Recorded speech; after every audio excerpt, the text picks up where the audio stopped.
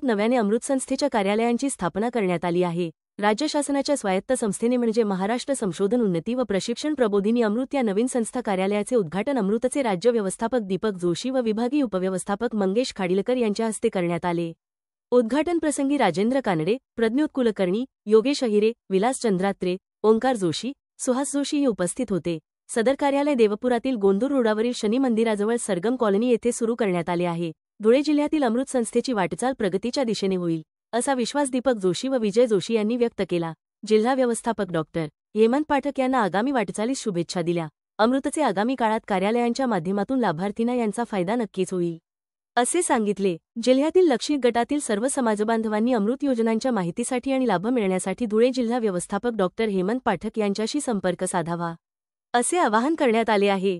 सदर कार्यक्रम यशस्वीतेसाठी डॉक्टर हेमंत पाठक, शेखर कुलकर्णी, कृष्णा देशपांडे यांनी विशेष परिश्रम घेतले आहे।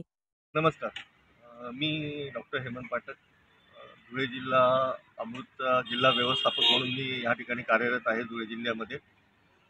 कालच आपण धुळे जिल्ह्याच्या अमृत संस्थेचं या ठिकाणी कार्यालयाचं उद्घाटन केलेलं आहे आणि काल कार्यालयाच्या उद्घाटनाप्रसंगी अमृतचे राज्य व्यवस्थापक हे दीपक जोशी सर त्यांच्या हस्ते उद्घाटन केलेलं आहे आणि या कार्यालयाचं उद्घाटन एक धुळे जिल्ह्यासाठी खूप विकासाची बाब आहे।